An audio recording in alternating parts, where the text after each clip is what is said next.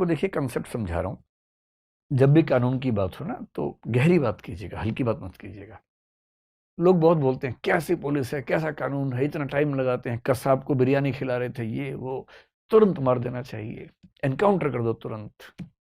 एक अप्रोच ही होती है। एक कानून की दुनिया में एक ना आदर्श वाक्य चलता है जिसको बोलते हैं एक्सियोम चलता है। और वो एक्सियोम का मतलब है एक मूल वाक्य है जिसके बेस पर सब चीजें बनाई जाएंगी। सबसे मूल सिद्धांत क्या है? एक व्यक्ति था, यहूदी दार्शनिक था, मोजेस मेमोनाइट्स कहते हैं उस व्यक्ति को।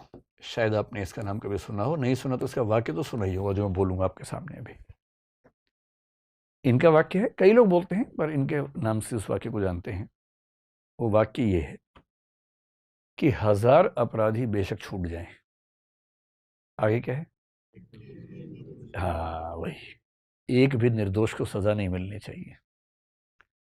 देखिए कानून की समस्या पता है क्या है? आप कितनी भी कोशिश करेंगे, कई अपराधी इतने चालाक हैं कि छूट जाते हैं, कई बेकसूर ऐसे कि फंस जाते हैं। हम चाहते हैं ऐसी स्थिति की एक भी बेकसूर को सजा ना हो और एक भी अपराधी ना बचे, हम तो ये चाहते हैं, पर ये हो नहीं सकता। क्यों नहीं हो सकता? क्योंकि हर व्यक्ति का अपना अपना डिफेंस मैकेनिज्म है। अब हम दो में से एक तरीका लेके चल सकते हैं। पहला, एक्स ने वाई की शिकायत की कि इसने मुझे मारा, ठीक। जज क्या करेगा? जज कहेगा कि भाई मैं न्यूट्रल होके चलूंगा, फिर तो फैसला हो ही नहीं पाएगा कई बार। तो मैं एक चीज प्रिजम्पशन लेके चलूंगा। प्रिजम्पशन का मतलब है कि जज की पूर्व मान्यता क्या है, पहले से क्या मान के चल रहा है, इसको बोलते हैं कानून की भाषा में प्रिजम्पशन, पूर्व मान्यता। तो हमारा लीगल सिस्टम हो, अमेरिका का हो, यूरोप का हो, इंग्लैंड का हो, दुनिया के किसी भी सभ्य देश का हो, वो सब मानते हैं कि हम ये मान के चलेंगे कि जो शिकायत है वो झूठी है, जिसके खिलाफ शिकायत है वो बेकसूर है। हाँ, अगर साबित हो गया तो अपराधी मान लेंगे। जब तक साबित नहीं होगा तब तक इसको अपराधी नहीं मानेंगे, बेगुनाह मानेंगे। अब इससे क्या है, शिकायत करने वाले को साबित करना पड़ेगा, साबित नहीं हो पाए तो छूट जाएगा। इससे बहुत सारे अपराधी छूट जाते हैं। दूसरा रास्ता क्या है कि शिकायत हुई और जज ने कहा हम मान के चल रहे हैं कि अपराध किया है भाई तूने, क्योंकि शिकायत की इन्होंने, तू साबित कर दे कि अपराध नहीं किया तो ठीक, वरना टांग देंगे। इससे क्या होगा, अपराधी एक भी नहीं छूटेगा, लेकिन बहुत सारे बेकसूर भी टंग जाएंगे। तीसरा रास्ता है नहीं। तो भारत की सरकार, भारत की कानून व्यवस्था क्या करती है, सामान्य मामलों में ये मान के चलती है कि जब तक अपराध साबित ना हो तब तक बेगुनाह है, साबित होगा तो सजा देंगे। महिलाओं के मामले में, वंचित वर्गों के मामले में थोड़ा सा लिबरल है कि अगर इसने शिकायत की है तो कुछ हद तक मान लेते हैं कि शिकायत सही होगी, लेकिन फिर भी स्कोप मिल जाता है कि हाँ साबित करे दोनों पक्ष। आप इसको चेंज करना चाहेंगे या ये तरीका ठीक है? मतलब जब तक साबित ना हो तब तक बेगुनाह मानना ठीक है या गलत है? खुद को रख के देखना वहां पर कि किसी ने आपके खिलाफ शिकायत कर दी कुछ भी, कि कल रात को ये सड़क पर तलवार लेके घूम रहा था और मैं पास से निकला से मेरी उंगली काट दी, और दिखाई उंगली कटी हुई है, कहीं और कटी हो क्या पता, आरोप लगा दिया। अब पुलिस कह रही है भैया अब तो तुम 5 साल के लिए जेल गए, या तो साबित करो तलवार से तुमने नहीं मारा। अब मैं कैसे साबित करूं, मैं सो रहा था उस समय। ना ना, साबित करो वरना जेल जाना पड़ेगा। और दूसरा क्या है, भाई तूने शिकायत की है, तू साबित कर, पहले साबित करेगा तो जेल भेजेंगे, वरना हम इसको बेगुनाह मानेंगे। क्या तरीका ठीक है इनमें से? जब तक साबित ना हो बेगुनाह मानेंगे। इसी बेस पर वो सिद्धांत बनता है कि 1000 अपराधी भले छूट जाएं, एक भी निर्दोष को सजा नहीं होनी चाहिए। और इसलिए कानून की दुनिया में हम किसी भी अभियुक्त के मामले में ये प्रिज्यूम करते हैं कि वो दोषी नहीं है। हाँ, साबित हो गया तो दोषी होगा और सजा भी मिलेगी, लेकिन साबित होना जरूरी है। अब हमारे संविधान निर्माताओं के सामने ये संकट था, और वो संकट होता ही, जैसे मैंने आपको नॉर्थ कोरिया के नाम से कहानी सुनाई, अगर पुलिस साबित करने पे आ जाए तो साबित तो हो ही जाता है। तो हमारी कानून व्यवस्था ने, जो कि उस समय हमारे संविधान की बहुत सारी बातें ऐसी हैं जो 1935 के एक्ट में थी, इंग्लैंड के सिस्टम में थी, आईपीसी हमारा, सीआरपीसी हमारा, इंडियन एविडेंस एक्ट हमारा, ये सब उस समय की अंग्रेज शासकों ने बनाए जो इंग्लैंड के सिस्टम से मिलता जुलता था। जगह जगह इस बात की सावधानी रखी गई कि कहीं पुलिस थर्ड डिग्री का इस्तेमाल करके लोगों को मजबूर ना कर दे अपने अपराध मानने के लिए जो उन्होंने किए भी ना हो, तो उनको बचाना बहुत जरूरी है। तो हमारे संविधान में, संविधान क्या है? संविधान का मतलब है सबसे महत्वपूर्ण और सबसे बुनियादी कानून जिस पर देश चलता है।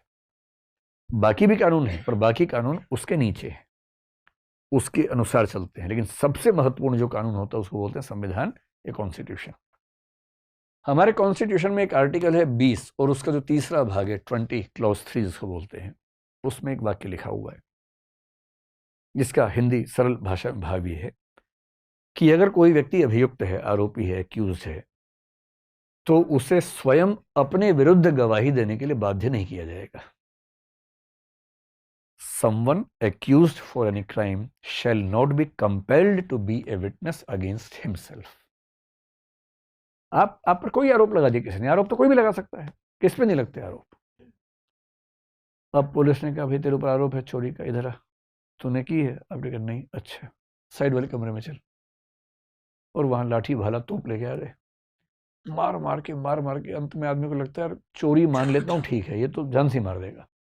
आपने कहा हाँ मैंने चोरी की, मैंने चोरी की। बोले भाई हम तो पहले कह रहे थे, चल लिख के दे मैंने चोरी की। मैंने कहा मैंने चोरी की है।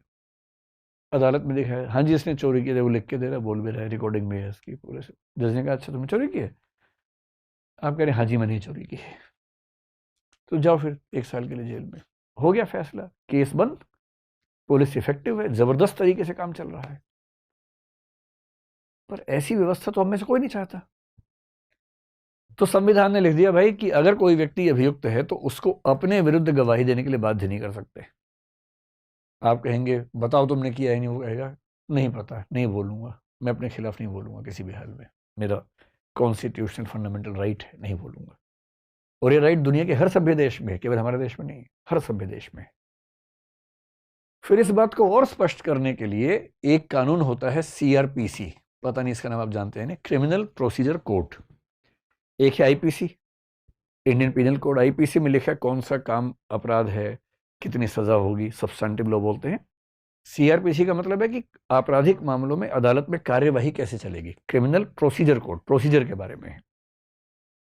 जब भी गवाही होती है ना, या तो होती है सेक्शन 161 में या होती है सेक्शन 164 में। जब पुलिस गवाही लेती है तो 161 में लेती है, और जज जो गवाही लेता है वो 164 में होता है, जिसको मजिस्ट्रेट बोलते हैं, या एडिशनल मजिस्ट्रेट हुआ। बहुत इंटरेस्टिंग बात है, पुलिस ने आपसे क्या कहलवा लिया उसकी कोई वैल्यू नहीं है, जीरो वैल्यू है। पुलिस ने आपको बुलाया पुलिस स्टेशन में, कहा मारूंगा कस के, बोल तूने चोरी की है। कुछ डरना नहीं है, बोलने कि हाँ मैंने चोरी की है, लिख के देता हूं मैंने चोरी की है। उसकी कोई वैल्यू नहीं है, 1% वैल्यू उसकी नहीं। गवाही की वैल्यू केवल तब है जब वो सेक्शन 164 के तहत हुई हो, और 164 के तहत गवाही जो होती है वो मजिस्ट्रेट के सामने होती है, और मजिस्ट्रेट यानी कि जज, जो क्रिमिनल मामले में जज होता है उसको मजिस्ट्रेट बोलते हैं। और वो आपको सबसे पहले बोलेगा कि देखिए कन्फेशन करने की जरूरत नहीं है जब तक आपका मन ना करे। कन्फेशन का मतलब आपने इकबालिया बयान की, हाँ मैंने जुर्म किया है। वो साफ साफ बोलेगा कि कानून व्यवस्था के तहत आप कन्फेशन करने के लिए मजबूर नहीं है, ये आपकी चॉइस का मामला है। हाँ मेरे सामने आप कन्फेशन करेंगे तो ये एक सबूत बन जाएगा आपके खिलाफ, आप नहीं करेंगे तो आपकी चॉइस है, हम बाध्य नहीं कर सकते आपको। और फिर वो गवाही लेगा, पूरी गवाही नोट करेगा, नोट करने के बाद उस व्यक्ति को पढ़ के सुनाएगा कि भाई ये नोट किया है, सुन लो, ठीक है? वो कहेगा हाँ ठीक है, तब साइन करेगा वो व्यक्ति खुद भी, और जज भी साइन करेगा उस पर।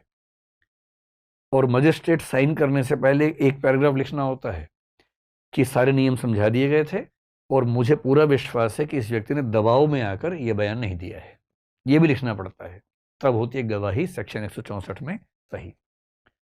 और इसी कानून के सेक्शन 281 में ठीक से बताया गया कि गवाही की नोटिंग की प्रक्रिया क्या होगी, तो इन दोनों को मिला के काम किया जाता है। 161 में क्या है कि पुलिस इन्वेस्टिगेशन कर रही है। अब जो आईओ है, आईओ क्या होता है? इन्वेस्टिगेटिंग ऑफिसर, इन्वेस्टिगेशन ऑफिसर, जो इन्वेस्टिगेट करता है उस मामले को, उसको अधिकार है कि वो किसी को बुला सकता है। तो 161(1) में कहा गया कि पुलिस का अधिकारी किसी भी ऐसे व्यक्ति को बुला सकता है, उसकी मतलब बातचीत कर सकता है, विटनेस ले सकता है, जो उसके हिसाब से उस केस के बारे में जानकारी रखता है। उसको अधिकार है पुलिस वाले को। 161(2) जो है बहुत इंटरेस्टिंग है। 161 का जो पार्ट 2 है, उसकी भाषा पता क्या है? कि पुलिस का अधिकारी उस व्यक्ति से कोई भी सवाल पूछ सकता है और उस व्यक्ति को सामान्यतः हर सवाल का जवाब देना अनिवार्य है। केवल उन सवालों को छोड़कर जिनके बारे में उसे लगता है कि इनका जवाब देने से वह खुद अपराधी बन सकता है या वह अपराधी साबित हो सकता है। आप सवाल का जवाब देंगे, देना पड़ेगा, लेकिन जिस सवाल के जवाब से आपको लगता है कि मैं फंस रहा हूं, आप कह सकते हैं कि मैं इसका जवाब नहीं दूंगा। और इसी बात पर एक महिला हुई जिसका नाम था नंदिनी सतपथी। इनका नाम पता नहीं आपने सुना या नहीं। उड़ीसा की मुख्यमंत्री थी ये इमरजेंसी के समय। 1978 में केस हुआ इनका, और इन्होंने क्या किया, पुलिस ने सवाल पूछे 161 के तहत, हर सवाल पे चुप, कोई जवाब नहीं। इन्होंने कहा कि आपका हर सवाल ऐसा है कि मैं जवाब दूंगी तो मेरा सेल्फ इंक्रिमिनेशन हो जाएगा, मैं अपने खिलाफ गवाही दूंगी, और संविधान का अनुच्छेद 20(3) और आईपीसी सीआरपीसी 161(2) मुझे परमिशन देता है कि मैं ऐसे सवाल का जवाब ना दूं। ये मामला सुप्रीम कोर्ट चला गया कि अगर कोई अभियुक्त जवाब ही ना दे तो हम क्या करें। तो सुप्रीम कोर्ट ने इस केस में माना इनकी बात को कि राइट टू साइलेंस हमारे पास है, और यदि पुलिस हम पर दबाव डाले तो हम चुप रहने का अधिकार है। हम कह सकते हैं कि हम चुप रहेंगे, क्योंकि 20 क्लॉज 3 और 161 क्लॉज 2 के तहत यह अधिकार बनता है। अब इससे अभियुक्त के अधिकार बढ़ते हैं, पुलिस की जिम्मेदारी बढ़ जाती है। पुलिस सब परेशान है, किसी को बुलाया कि हाँ भाई तुम वहां गए थे, वो चुप, नहीं गए थे चुप, तुमने किया चुप, नहीं किया चुप। अब पुलिस कह रही है कि अपना सर फोड़े, क्या करें हम, हमें भी फैसला निकालना है, जजमेंट निकालना है, हम भी क्या करें। उसका अधिकार है कि वो ना बोले, क्योंकि संविधान और कानून ये कहता है। तो सवाल ये था कि क्या हम इस टेस्ट को कंपलसरी करें। अगर कंपलसरी करेंगे तो इन व्यक्तियों को अपने खिलाफ गवाही देने की बाध्यता हो जाएगी, क्योंकि जैसे नार्को किसी का हुआ, वो तो होश हवास में है ही नहीं, बोल दिया, उसके खिलाफ गवाही हो गई। तो अपने खिलाफ गवाही देने की बाध्यता जो संविधान मना करता है, सीआरपीसी मना करता है, क्या हम उसके लिए किसी को बाध्य कर सकते हैं? 1997 में एक व्यक्ति ने इसी पर एक पिटीशन लगाई कि भाई आप क्यों कंपलसरी करते हो, क्यों परेशान करते हो हमें। उसका नाम था इंदिरा पी चौधरी, और इसने बात कही ह्यूमन राइट कमीशन से, NHRC, national human rights commission. और नेशनल ह्यूमन राइट्स कमीशन ने 2000 ईस्वी में एक डिटेल्ड डॉक्यूमेंट निकाला। अभी सुप्रीम कोर्ट ने कुछ नहीं कहा है, हाई कोर्ट नहीं कह रहा है, नेशनल ह्यूमन राइट्स कमीशन कह रहा है, जिसकी बात को मानना जरूरी नहीं है। वो एक सुझाव के रूप में होती है बात, गाइडेंस के रूप में होती है। और ह्यूमन राइट्स कमीशन ने कहा कि भारत के संविधान और कानून के तहत हमारे दिशा निर्देश, गाइडलाइंस ये हैं। नंबर 1, किसी भी अभियुक्त या गवाह को पॉलीग्राफ या इस तरह के टेस्ट के लिए बाध्य नहीं किया जा सकता। ये उसकी चॉइस का मामला है, वॉलंटरी होना चाहिए। फिर ये भी लिखा कि वॉलंटरी में भी ध्यान रखना है, किसी मजिस्ट्रेट के सामने वो व्यक्ति कहेगा कि हाँ मैंने इस टेस्ट के लिए अपनी परमिशन दी है। इसलिए इस केस में क्या हो रहा है कि मजिस्ट्रेट के सामने अभियुक्त कहेगा कि हाँ मैं परमिशन दे रहा हूं, तो टेस्ट होगा उसके बाद। तीसरी बात, जब उससे परमिशन लेंगे उससे पहले उसको बताएंगे कि इसमें लीगल, साइकोलॉजिकल और फिजिकल एस्पेक्ट्स क्या क्या हैं, ताकि उसको सब बातें पता होनी चाहिए। चौथी बात जो बाद में समझेंगे, साथ में उसको ये भी बताया जाएगा कि इसमें आप जो भी चीजें निकलेंगी वो कन्फेशन नहीं माना जाएगा आपका, वो कन्फेशन नहीं है, उसकी वैल्यू कन्फेशन की नहीं है। क्यों? कन्फेशन लेने का अधिकार केवल और केवल मजिस्ट्रेट को है, वो ना पुलिस को है, ना मनोवैज्ञानिक को है, ना डॉक्टर को है, ना किसी और को है। और कानून की व्यवस्था कहती है कि जब आप अपराधी से, अभियुक्त से बात करेंगे, वो होशो हवास में होना चाहिए। अगर वो होशो हवास में है ही नहीं तो उससे हम उस समय की उसकी गवाही को कैसे वैल्यू दें? भाई या तो इन सब में अमेंडमेंट करके लिख दें कि इसको हम गवाही मानेंगे। जब तक नहीं लिखा तब तक ह्यूमन राइट्स कमीशन ने ये निर्देश निकाला। तो अभी तक की जो स्थिति है, इसके बाद अंतिम जो बात है वो ये कि 2010 में एक फैसला हुआ, जो मैंने आपसे कहा सेल्वी का मामला, जो मैं बाद में डिस्कस करूंगा। सुप्रीम कोर्ट ने भी इसमें साफ कह दिया कि आप नेशनल ह्यूमन राइट्स कमीशन की बातों को मानेंगे, कंपल्शन नहीं कर सकते, चॉइस का मामला है। और कंपल्शन क्यों नहीं कर सकते, इस मामले में सुप्रीम कोर्ट ने तो और 2-3 बातें कह दी। आर्टिकल 20 पार्ट 3 का विरोध तो है ही, उसने ये भी कहा कि आप अपने खिलाफ गवाही नहीं देना चाह रहे, आप चुप रहना चाह रहे हैं, उसके भी खिलाफ है। और मेंटल प्राइवेसी के खिलाफ है। राइट टू प्राइवेसी जिसको हम बोलते हैं, वो आर्टिकल 21 में आता है, राइट टू पर्सनल फ्रीडम में आता है। आप किसी के दिमाग के अंदर घुस के कुछ कुछ ऐसी बातें निकाल के ले आए जो कहीं मिसयूज भी हो सकती हैं, उसकी प्राइवेसी खत्म हो गई। तो राइट टू मेंटल प्राइवेसी भी तो एक चीज है, वो भी तो उससे खत्म हो रहा है। फिर सुप्रीम कोर्ट ने कहा राइट टू डिग्निफाइड लाइफ, वो भी आर्टिकल 21 के तहत आता है। Right to life and personal liberty है आर्टिकल 21। उसने कहा राइट टू लाइफ का मतलब पशु वाली जिंदगी नहीं है, इंसान वाली जिंदगी है, डिग्निटी वाली। इसमें डिग्निटी खत्म होती है, क्योंकि इस व्यक्ति ने जो आरोप लगाया था वो ये कि मुझसे परमिशन तो ले ली टेस्ट लेने की, उसके बाद जो मेरा हल किया टेस्ट के नाम पे, डिग्निटी उसमें नहीं थी एकदम। तो सुप्रीम कोर्ट ने कहा राइट टू डिग्निफाइड लाइफ खत्म होता है। राइट टू पर्सनल लिबर्टी जो है, जिसमें एक व्याख्या है राइट टू प्राइवेसी, वो खत्म होता है। Right to not be self criminated जैसा जो वाक्य बनेगा वो खत्म होता है, इसलिए हम इसकी परमिशन नहीं देंगे। सुप्रीम कोर्ट ने ये जरूर कहा, सरकार ने बहुत दबाव बनाया कि अगर इसकी परमिशन मिलेगी तो 3rd डिग्री खत्म हो जाएगा, जल्दी फैसले होंगे, राज्य का दबाव कम होगा, हम अपराधियों को जल्दी जेल तक पहुंचा पाएंगे। तो सुप्रीम कोर्ट ने पासिंग रेफरेंस में कहा भाई अगर आपको इतना ही मन है तो संविधान और एक्ट में संशोधन कर दीजिए, हम ऐसा नहीं करेंगे, हम ये व्याख्या नहीं करेंगे, आप करेंगे तब का तब देखेंगे। फिलहाल अभी जो कानून है, जो संविधान है, उसके तहत अगर आप हमसे पूछेंगे तो हम तो परमिशन नहीं देंगे इस चीज की, क्योंकि ये ह्यूमन डिग्निटी के खिलाफ हमें लग रहा है। दूसरी बात जो इसमें आती है वो ये कि अगर किसी ने टेस्ट करवा लिया, टेस्ट कई लोग करवा लेते हैं, कई बार तो ये भी होता है कि जैसे कोई व्यक्ति फंस गया जबकि वो गलत नहीं था, वो खुद बोलता है कि नार्को करवाइए, मेरा ब्रेन टेस्ट करवाइए, ब्रेन मैपिंग करवाइए, क्योंकि उसको पता है कि ये होगा तो मैं बेकसूर साबित हो जाऊंगा। तो कई लोग वॉलंटरीली चाहते हैं कि उनका टेस्ट हो जाए। तो अगर किसी का टेस्ट हो तो उसकी एडमिसिबिलिटी होगी या नहीं होगी, एक सवाल ये उठता है। एडमिसिबिलिटी मतलब उसको स्वीकार किया जाएगा या नहीं, ये सवाल है।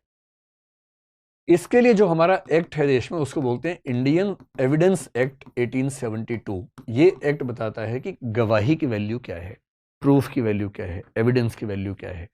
किसी एविडेंस मानेंगे, किसी केवल स्टेटमेंट मानेंगे, किसी केवल रेलिवेंट फैक्ट मानेंगे। इसके एक प्रोविजन का प्रयोग करते हुए सुप्रीम कोर्ट ने बड़ी अच्छी व्याख्या की सेल्वी के मामले में। और वो व्याख्या क्या है, ये सेल्वी का मामला है 2010 का, 5 मई 2010 सबसे महत्वपूर्ण फैसला माना जाता है इस मामले में। 3 जजेस की बेंच ने दिया था फैसला। एविडेंस एक्ट में एक है सेक्शन 25, एक है 26, एक है 27। सुप्रीम कोर्ट ने 27 के तहत इसकी व्याख्या की। बहुत ध्यान देने की बात है ये, इसको समझ लेंगे तो आपको भी कानून का आइडिया रहेगा। और कानून ऐसी चीज है, मेरे ख्याल से देश के हर व्यक्ति को पढ़ना ही चाहिए। अपने अधिकार पता हो, अपनी जिम्मेदारियां पता हो, बिना बात के कोई दबाव ना बना सके। कानून की पढ़ाई करने के बाद कोई दबाव नहीं बना सकता आपके ऊपर। कोई बोलेगा कि ऐसे क्या बोलेंगे, इंडियन एविडेंस एक्ट सेक्शन 27, फिर कोई कुछ बोलेगा ही नहीं, बोलेंगे अच्छा ठीक है आप जाइए जाइए जाइए, है ना। तो बहुत महत्वपूर्ण बातें हैं। और कुछ लोगों ने इसकी व्याख्या में 2 सेक्शंस की बात की, 45, 45A। इनमें से 2-2 मिनट की बात समझ लीजिए, इसके साथ ही ये बात पूरी हो जाएगी। सेक्शन 25 क्या कहता है कि अगर पुलिस के सामने किसी ने कन्फेशन किया है या कोई विटनेस दिया है, उसके बेस पर उसे अपराधी नहीं माना जाएगा। एकदम साफ लिखा हुआ है। हमेशा ध्यान रखना है, ईश्वर ना करे कभी आप कहीं फंस जाएं और कोई पुलिस का व्यक्ति टॉर्चर करे। हालांकि पुलिस के लोग भी अब ध्यान रखते हैं इस बात का, लेकिन मान लीजिए कोई ऐसा व्यक्ति हो टॉर्चर करे कि लिख कागज पे कि तूने खून किया है, लिख कागज पे। एकदम मत डरना, उस समय उससे बचने के लिए लिख देना बेशक।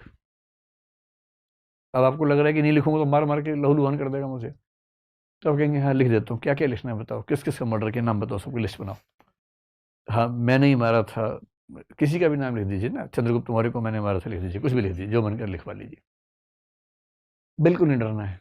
हमेशा ध्यान रखना है CRPC सेक्शन 161 और इंडियन एविडेंस एक्ट सेक्शन 25, रत्ती भर वैल्यू नहीं। पुलिस के सामने अगर कोई आपने ऐसा बयान दिया जिससे आप इनक्रिमिनेट हो रहे हैं, आप अपराधी बन रहे हैं, उसकी वैल्यू नहीं है। बाकी बयान की वैल्यू है, इसकी वैल्यू नहीं। फिर 26 में क्या कह रहे हैं, कोई ऐसा बयान जो पुलिस कस्टडी में रहते हुए दिया गया हो, उसकी भी वैल्यू नहीं है इस मामले में। पुलिस कस्टडी है, पुलिस ने एक घर में बिठा दिया, पुलिस वाला बोला मैं तो बाहर जा रहा हूं, ध्यान रखियो, ठीक से बयान दे दियो, बयान किसी और ने लिया, इसकी भी कोई वैल्यू नहीं है, क्योंकि ये व्यक्ति पुलिस कस्टडी में है। पुलिस कस्टडी के अंदर बयान की वैल्यू केवल तब होगी जब वो बयान मजिस्ट्रेट ने लिया हो, अन्यथा उस बयान की कोई वैल्यू नहीं है यदि उससे व्यक्ति खुद अपराधी साबित हो रहा हो। अब सुप्रीम कोर्ट का सिंपल कहना है कि भाई पुलिस कस्टडी में ये नार्को भी हो रहा है, पुलिस कस्टडी में ब्रेन मैपिंग भी हो रहा है, तो 25-26 के तहत कैसे वैल्यू मानेंगे उसकी? हम नहीं मान सकते। फिर सवाल है कि पुलिस करवा क्यों रही है इतना सारा, इतना तामझाम, इतना टीवी मीडिया हो क्यों रहा है सब? इसकी वजह है सेक्शन 27, और सेक्शन 27 एक तरह से एक्सेप्शन है 25 और 26 का। यानी 25-26 की बातें अपनी जगह है, लेकिन ऐसा हुआ तो 27 लागू हो जाएगा। और 27 लागू होने का मतलब क्या है? वो कहता है कि मान लीजिए पुलिस ने इन्वेस्टिगेशन की और किसी ने कुछ कहा जिससे वो अपराधी साबित हो रहा है, तो उस बात की वैल्यू तो एकदम नहीं है। लेकिन अगर उसने कुछ बात कही और पुलिस ने उसके बेस पे कुछ फैक्ट्स निकाले और आगे बढ़कर अपनी रिसर्च से कुछ ऐसे फैक्ट्स निकाल लिए जिनसे साबित होता है कि ये व्यक्ति अभियुक्त है, अपराधी है, तो उन फैक्ट्स की वैल्यू मानी जाएगी, उनको एडमिसिबल माना जाएगा, उनको प्रूफ के रूप में, एविडेंस के रूप में स्वीकार किया जाएगा। सिंपल मतलब क्या समझ लीजिए, इस केस में जैसे आफ्ताब केस में मान लीजिए नार्को टेस्ट हुआ, नार्को टेस्ट में उसने कहा कि हाँ मैंने खून किया था, इसकी कोई वैल्यू नहीं है, इसके बेस पे अदालत स्वीकार नहीं करेगी। लेकिन नार्को टेस्ट में मान लीजिए पुलिस ने पूछा कि चाकू कहाँ रखा, उसके मुंह से निकल के चाकू तालाब के अंदर डाला था, और सिर का जो हिस्सा वो कहाँ रखा, वो मैंने उस खेत में दबाया था। अब हाँ मैंने मारा था, इसकी वैल्यू नहीं है, लेकिन उसने सिर बता दिया कहाँ है, चाकू बताया कहाँ है, पुलिस ने टीम भेज के चाकू रिकवर कर लिया, और उस नाइफ पे उसके हाथ के निशान मिल गए, फिंगरप्रिंट्स मिल गए। अब नाइफ और फिंगरप्रिंट्स जो हैं, ये अपने आप में एक एडमिसिबल एविडेंस बन सकता है। बात समझ पा रहे हैं? नार्को, पॉलीग्राफ या ब्रेन मैपिंग में कुछ ऐसे रिजल्ट्स आए जिससे साबित हो रहा है कि इस व्यक्ति ने अपराध किया है, इसकी अपने आप में वैल्यू नहीं मानी जाएगी। लेकिन उन टेस्ट के अंदर जो बातें मिली, उनके बेस पे कोई और तथ्य पुलिस ने ढूंढ लिया और उस तथ्य से साबित हो गया कि अपराधी है, तो उसकी वैल्यू मानी जाएगी। और ये बात इंडियन एविडेंस एक्ट के सेक्शन 27 में लिखी है। सुप्रीम कोर्ट ने सेल्वी मामले में इस सेक्शन का उल्लेख किया है कि हम 27 के तहत इसकी व्याख्या करेंगे, 25-26 में नहीं करेंगे। बात स्पष्ट हुई? कुछ लोग मानते हैं कि सेक्शन 45 और 45A में भी इसकी एक छोटी सी व्याख्या हो सकती है। 45 क्या है? कोई केस चल रहा है, किसी एक्सपर्ट की जरूरत है, मान लीजिए हैंड राइटिंग किसी की दिख गई है, अब हैंड राइटिंग एक्सपर्ट बताएगा कि हैंड राइटिंग मैच हो रही है कि नहीं हो रही है। कभी कोई साइंटिफिक एक्सपर्ट हो सकता है, कोई डॉक्टर हो सकता है, कोई इलेक्ट्रॉनिक्स एक्सपर्ट हो सकता है, जो जज नहीं जानता उस चीज को। तो सेक्शन 45 कहता है कि किसी केस के निपटारे के लिए यदि जज को किसी एक्सपर्ट की जरूरत हो तो उस एक्सपर्ट से राय ली जा सकती है, और उस एक्सपर्ट की राय को क्या माना जाएगा? रेलिवेंट फैक्ट माना जाएगा। वो एविडेंस नहीं है, लेकिन रेलिवेंट फैक्ट है। इसका मतलब जजमेंट करते हुए इसका भी एक ठीक ठाक वेटेज हो सकता है, लेकिन ये अपने आप में पर्याप्त नहीं होगा, एडिक्वेट नहीं होगा। और 45A में इलेक्ट्रॉनिक एक्सपर्ट्स की बात है, जो इलेक्ट्रॉनिक्स के बारे में, डेटा के बारे में, डेटा किसी भी फॉर्म में हो, पेन ड्राइव में हो, मेल के रूप में हो, किसी भी फॉर्म में हो, उसके एक्सपर्ट की बात है। तो पूरी बात का सार क्या हुआ? पहली बात मैं पूछता हूँ आपसे, पहली बात, क्या पॉलीग्राफ, नार्को या ब्रेन मैपिंग पुलिस अपनी मर्जी से किसी का करवा सकती है?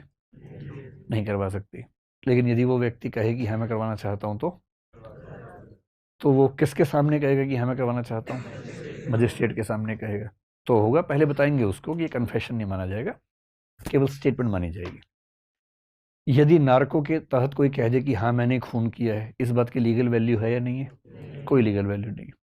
लेकिन यदि वो ये कह दे हाँ मैंने खून किया, चाकू वहाँ छुपाया था और मैंने बंदूक वहाँ छुपाई, तमंचा वहाँ छुपाया और पुलिस ने ढूंढ लिया, निशान ढूंढ लिया, फिंगरप्रिंट, उसकी वैल्यू है या नहीं? उसकी वैल्यू है, उसके बेस पे उसको कन्विक्ट किया जा सकता है। और यदि हम पॉलीग्राफ के एक्सपर्ट को या नार्को के एक्सपर्ट को या ब्रेन मैपिंग के एक्सपर्ट की राय को यूज़ करना चाहें तो वो कन्फेशन होगा, एविडेंस होगा या रेलिवेंट फैक्ट होगा? रेलिवेंट फैक्ट होगा, यानी उसका भी इस्तेमाल कर सकते हैं, पर वो अपने आप में एडिक्वेट नहीं होगा। ये अभी की हमारी कानून व्यवस्था इस मामले में चल रही है।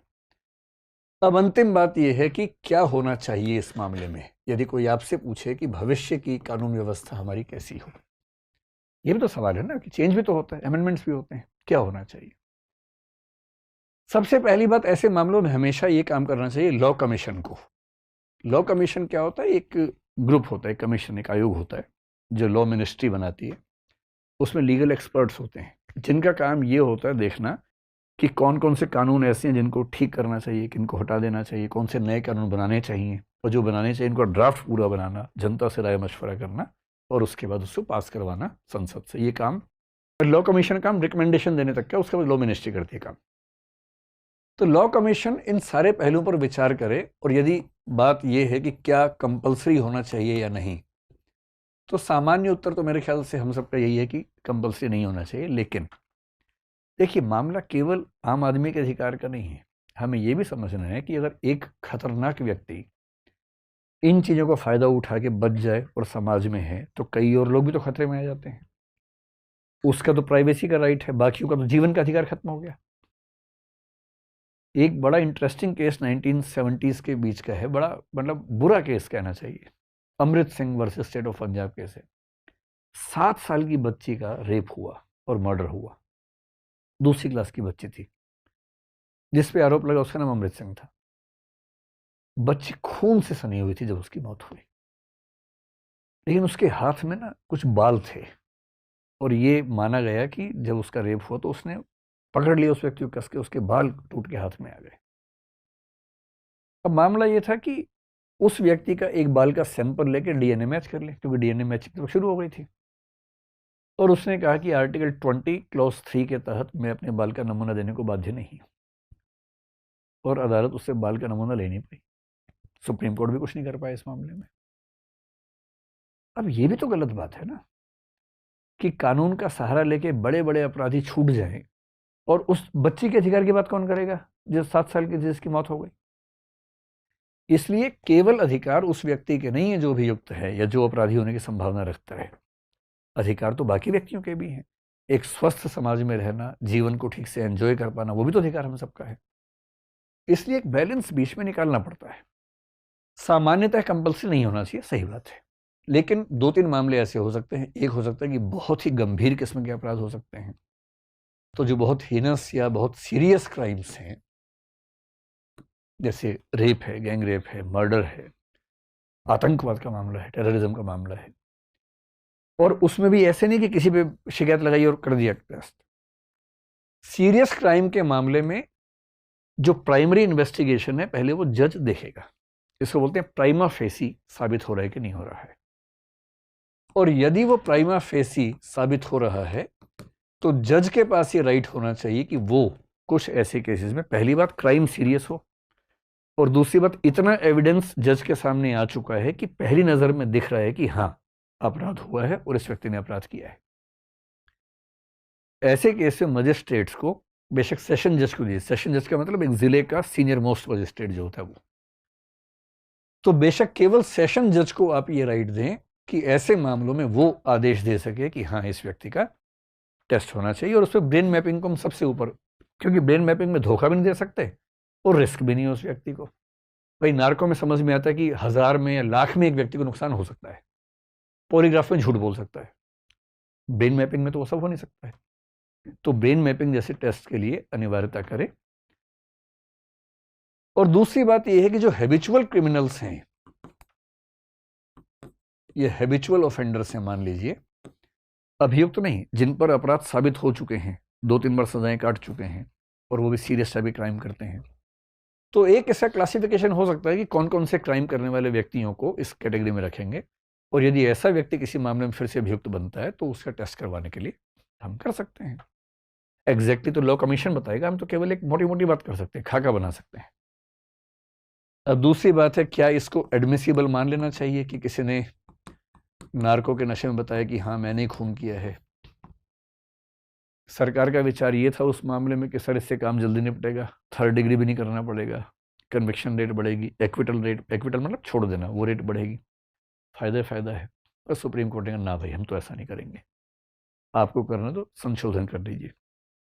मेरे ख्याल से एडमिसिबिलिटी के मामले में अभी रुकना चाहिए, अभी जो स्थिति चल रही है वो ठीक है। अभी सेक्शन 27 कौन से एक्ट का सेक्शन है? इंडियन एविडेंस एक्ट का, अभी 27 के तहत चल रहा है तो उसको हम चला सकते हैं। लेकिन आज से कुछ साल बाद हो सकता है कि BEOS या ब्रेन मैपिंग जैसी तकनीकें बहुत आगे के स्तर पर चली जाएं। आजकल MRI यूज करना शुरू कर दिया है, फंक्शनल MRI एक टेस्ट होता है, और आज से 20, 25, 50 साल बाद हो सकता है कि ऐसे स्कैन ब्रेन के होने लगे कि कुछ कहने की जरूरत ही ना पड़े, ना रिस्क हो जरा सा भी। कोई अभियुक्त है, लाए MRI करवाया, रिपोर्ट आ गई अपराधी है, ये काम किया इसने, तो तब सोचेंगे। फिलहाल इस पर आगे बढ़ने से बचना चाहिए। और एक तीसरी बात ये भी है, आजकल अमेरिका में क्या हो रहा है कि पॉलीग्राफ टेस्ट का इस्तेमाल पब्लिक लेवल पे भी होता है, केवल सरकार नहीं करती है। एम्प्लॉयमेंट है, नई नौकरी देनी है, सेना में नौकरी देनी है, इंटेलिजेंस की नौकरी है, पहले उनका पॉलीग्राफ टेस्ट होता है। ब्रिटेन की एक यूनिवर्सिटी ने, यूनिवर्सिटी ऑफ कैंट उसका नाम है, KENT, उसने एक रिसर्च की और उसने एक राय दी कि अभियुक्तों पर प्रयोग हो ना हो, लेकिन जो अपराधी जेल में हैं या पैरोल पे हैं, उनका टाइमली टेस्ट अगर होता रहे पॉलीग्राफ, तो कम से कम हम ये पता लगा सकते हैं कि उनके सुधरने की गति कितनी है, और क्या फिर से वो किसी ऐसी एक्टिविटी को अंजाम देने वाले हैं। तो क्यों ना हम अपराध होने से पहले ही रोक लें, और केवल उन व्यक्तियों पर करें जिनके साथ, मतलब जिनके बारे में जजेस ये कहें कि हाँ इनको चेक करना जरूरी है, ताकि समाज में एक शांति बनी रहे। हो सकता है आगे चल के हमें ये भी करना पड़े, लेकिन फिलहाल हमें ये मानना चाहिए कि कंपल्शन के मामले में कुछ गंभीर अपराधों में, और जो बार बार अपराध करते हैं उन व्यक्तियों के लिए कंपल्सरी करने का विचार कर सकते हैं। बाकी मामलों में जो भी की स्थिति है मेरे ख्याल से वो ठीक है। तो मेरी तरफ से बात पूरी हो गई। अब आपके मन में जो भी सवाल हो अगर बचे हैं तो पूछिए। सही सवाल पूछना, वरना पॉलीग्राफ करके चेक कर लेंगे सवाल सही है गलत है, या ब्रेन मैपिंग कर लेंगे। कोई सवाल नहीं आप लोगों का? शुरू में तो बड़े उत्साह में थे कि हम बहुत सारे सवाल पूछेंगे, थक गए या सवाल नहीं आए मन में? थक गए बहुत ज्यादा? हाँ पूछिए भाई। सर जैसे पॉलीग्राफ टेस्ट कोई अपराधी नहीं कराना चाहता है तो वो अपराध माना जाएगा उस पर या नहीं माना? नहीं, अभी तो स्थिति ये है कि अगर कोई पॉलीग्राफ के लिए मना कर दे तो फिर हम टेस्ट नहीं करवा सकते। सिविल केस में फिर भी करवा सकते हैं, क्योंकि जो आर्टिकल 20 क्लॉज 3 की छूट है केवल क्रिमिनल केसेस में है। सिविल केस में थोड़ा दबाव बना सकते हैं। जैसे आपने एक ND तिवारी का केस सुना होगा। ND तिवारी यूपी के CM थे। एक लड़का था रोहित शेखर, उसने क्लेम किया कि मैं इनका बेटा हूं। अब ये बाप बेटे का मामला सिविल मामला है, क्रिमिनल नहीं है। उसने कहा DNA टेस्ट करवाइए, मैं साबित हो जाऊंगा बेटा, मुझे संपत्ति में हिस्सा, पता नहीं संपत्ति मांगी, जो भी मांगा, नाम शायद मांगा। जज ने कहा कि आप हमें ब्लड सैंपल दे दीजिए, टेस्ट करवा लेते हैं, या हेयर सैंपल दे दीजिए। उन्होंने मना कर दिया कि नहीं दूंगा। तो जज ने कहा कि अगर आप सैंपल नहीं देंगे तो हम प्रिजम्पशन ये बना लेंगे कि आरोप सही है। तो फिर हुआ कि अच्छा मैं सैंपल दूंगा। सैंपल लेने गए डॉक्टर तो बोले बीमार हूं, नहीं दूंगा। अंत में जबरदस्ती सैंपल लिया, फिर साबित हुआ कि हाँ रोहित शेखर उनका पुत्र है। तो सिविल मामले में कंपल्सरी थोड़ा बहुत कर सकते हैं, क्रिमिनल मामले में भी कंपल्सरी नहीं कर सकते। अगर किसी ने पॉलीग्राफ के लिए मना कर दिया तो टेस्ट नहीं होगा, फिर बाकी एविडेंस के माध्यम से कोशिश की जाएगी कि वो साबित होगी अपराधी है, पॉलीग्राफ से नहीं। ठीक है, और बताएं। हाँ पूछिए पूछिए पूछिए, माइक हाथ में रख लीजिए। सर मेरा प्रश्न है, आपका नाम क्या है? सर मेरा नाम सागर कटारिया है सर। सागर? हाँ बताइए। सर मेरा प्रश्न है कि अगर कोई इंसान है कि जो बहुत ही झूठ बोलता है, बिल्कुल कैरेक्टर में आ चुका है, या फिर इस सारे टेस्ट होने से पहले वो टेक्नोलॉजी को समझ ले पहले थोड़ा सा, कि मतलब किस तरीके से टेक्नोलॉजी काम करती हैं। कितना ही बड़ा झूठा हो, है ना। देखो पॉलीग्राफ में तो वो धोखा दे देगा मशीन को, और पॉलीग्राफ तो लोग दे ही देते हैं। कितना भी झूठ बोलने वाला आदमी हो, नार्को से बचना बहुत मुश्किल है। अच्छा, पॉलीग्राफ के बारे में भी ध्यान रखना है। अमेरिका में एक एजेंसी है एनआरसी, नेशनल रिसर्च काउंसिल, उसने 2003 में एक स्टडी की कि पॉलीग्राफ कितना वैलिड है, और एक दो स्टडीज और भी हैं। अगर मैं उनको मिला के बताऊं 3 स्टडीज को, हम लोग जब दूसरों से इन्वेस्टिगेशन करते हैं, सच और झूठ पहचानना चाहते हैं, हमारी जो क्रेडिबिलिटी है वो 50% की है। यानी 50% मामले में हमको धोखा देना बहुत आसान काम है आम आदमी को। पुलिस वाले के मामले में ये 65% निकला कि पुलिस का आदमी 65% सच पहचान लेता है, 35% वहां भी धोखा खा जाता है। और पॉलीग्राफ की जो ऑथेंटिसिटी है वो 80 से 85% की थी। तो पॉलीग्राफ को भी धोखा देना इतना आसान काम नहीं है। लेकिन हाँ, जो बहुत घाघ लोग हैं दे सकते हैं। लेकिन नार्को को मैं कैसे धोखा देंगे आप बताइए, जब मैं होश और हवास में ही नहीं हूं। ऐसे सुना आपने, कई लोग सोते हुए बड़बड़ाते हैं, अब कोई गहरी नींद में बड़बड़ा रहा है, उससे मैं कैसे धोखा देगा? वो होश और हवास में ही नहीं है। और ब्रेन मैपिंग में तो उसको झूठ बोलना ही नहीं है। उसके सामने एक फोटो है, वो कुछ बेचारा सोच ही नहीं पा रहा, अंदर तरंग बन गई, वेव बनी, वो नोट हो गई। इसलिए कोई कितना भी समझदार क्रिमिनल हो, ब्रेन मैपिंग में और नार्को में उसका बचना मुश्किल काम है। अच्छा, मुझसे पिछले वीडियो पर कई कमेंट्स आए, मेरी टीम ने बताया कि सर हमें ऑडियंस में आना है तो कैसे आ सकते हैं। तो 2 बातें मैं स्पष्ट कर रहा हूँ। एक तो ऑडियंस, अभी हम अपने जो समूह के लोग हैं वही बैठ रहे हैं, आगे चल के कोई रास्ता निकालेंगे कि कोई भी व्यक्ति आ सके। दूसरा, उसके सारे कमेंट्स ना मैं पढ़ता हूँ चैनल के, ना मैं जवाब देता हूँ। कुछ लोगों ने जवाब दिया तो सबको लगा कि मैं जवाब दे रहा हूँ। एक टीम हमारी है, तो मतलब ये उम्मीद मत कीजिए कि मैं सारे कमेंट्स पढ़ूंगा, सबके जवाब दूंगा, मुझे मौका नहीं मिलता। टीम काम करती है, मेरी भूमिका उसमें नहीं के बराबर है। जी नमस्कार सर, मैं हनप्रीत हूँ। सो बेसिकली सर मेरा क्वेश्चन ये था आपसे कि जैसे नार्को टेस्ट में आपने ये बताया कि अगर मैंने बोला कि मैंने कोई अपराध किया तो वो जस्टिफिकेशन नहीं है जज के सामने, बट और आपने दूसरा पॉइंट ये बताया कि जैसे अगर हम घुमा के उससे क्वेश्चन पूछ सकते हैं कि चाकू वहाँ पे है या जो भी आपने एग्जांपल दिया, अगर एक ऐसी सिचुएशन हुई कि पुलिस ही अगर उसमें मिली हुई है और नार्को में हमें तो होश है नहीं, तो अगर हमारे फिंगरप्रिंट लेके या कोई भी वेपन लेकर अगर खुद पुलिस ने उस वेपन को वहाँ पे दफनाया हो तो उसकी क्या जस्टिफिकेशन रहेगी अगर पुलिस आगे जो है कोर्ट के ऊपर जाती है? तो मतलब भारतीय कानून व्यवस्था में ना, अपराधी साबित करना बहुत मुश्किल काम है, बेकसूर साबित होना बहुत आसान काम होता है। ठीक है, फिंगरप्रिंट मैचिंग वगैरह, इन सब के लिए इंडियन एविडेंस एक्ट में पूरे प्रोसीजर्स दे रखे हैं। उन प्रोसीजर के अलावा आप कुछ कर नहीं सकते। और उसमें एक एक चीज़ की वीडियो रिकॉर्डिंग होगी, सब चीज़ें होंगी। और उस पर जो वकील होता है उस पक्ष का, जो अपराधी के पक्ष में है, उसको पूरा अधिकार है कि वो पूरी जांच की कार्रवाई पर सवाल खड़े कर सकता है। इतना आसान नहीं होता है। लेकिन ये बात सही है कि नार्को में उसने कुछ कहा, उसकी वैल्यू नहीं है। जैसे मैंने तेलगी का एग्जाम्पल दिया, तेलगी ने नार्को टेस्ट के तहत 2 नेताओं के नाम बोल दिए। बाद में जब कोर्ट में हुआ, मतलब सेक्शन 164 के तहत जब उसकी गवाही हुई, तब उसने नाम नहीं बोले।